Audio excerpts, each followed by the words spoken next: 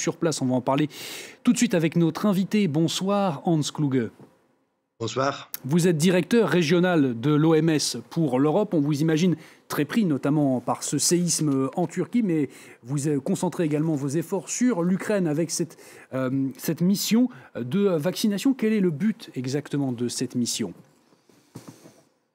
Bonsoir. Oui, la couverture vaccinale de la population ici en Ukraine a été fortement affectée par la guerre et les bus vont permettre de commencer la vaccination, surtout pour protéger les personnes les plus vulnérables, c'est-à-dire dans les territoires libérés, dans les territoires près du front, vraiment les enfants les plus vulnérables et de les protéger contre les menaces infectieuses.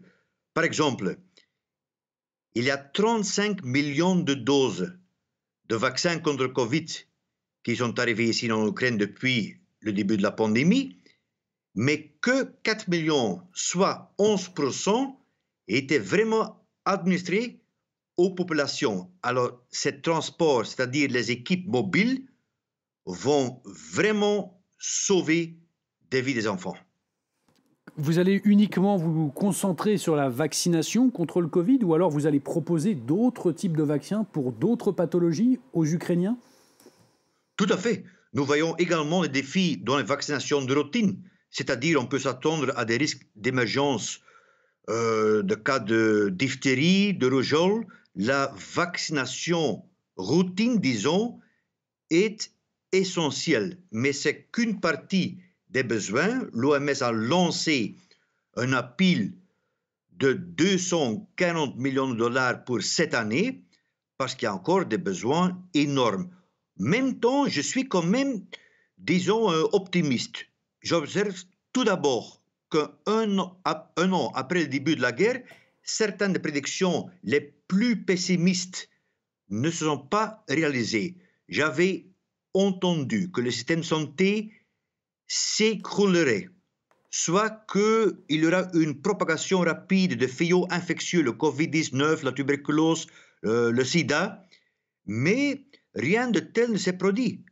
Pourquoi ? Parce que chaque fois que je viens ici en Ukraine, je suis étonné de la résilience du système de santé, c'est-à-dire d'infirmiers du front jusqu'aux spécialistes hospitaliers, et aussi l'engagement des associations et la société civile et évidemment le support international. Alors le plus important, je pense, que je vois que maintenant on entre la deuxième année de guerre, c'est la fatigue.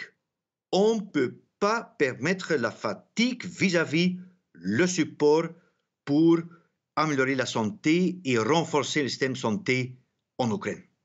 Hans Kluge, est-ce que les fameux bus, les autocars de vaccination que vous allez proposer aux Ukrainiens, est-ce que vous allez pouvoir vous approcher plus à l'est des zones de combat les plus intenses notamment ?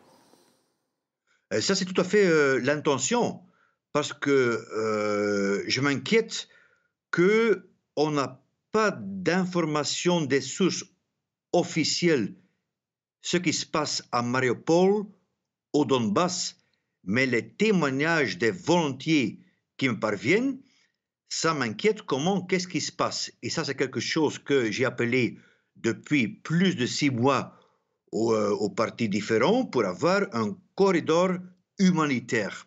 Et évidemment, des bombardements de santé, des facilités de santé, c'est quelque chose impardonnable, mais malheureusement, jusqu'aujourd'hui, on a quand même constaté 770 attaques sur la santé, et quelque chose qui est vraiment quelque chose pas acceptable.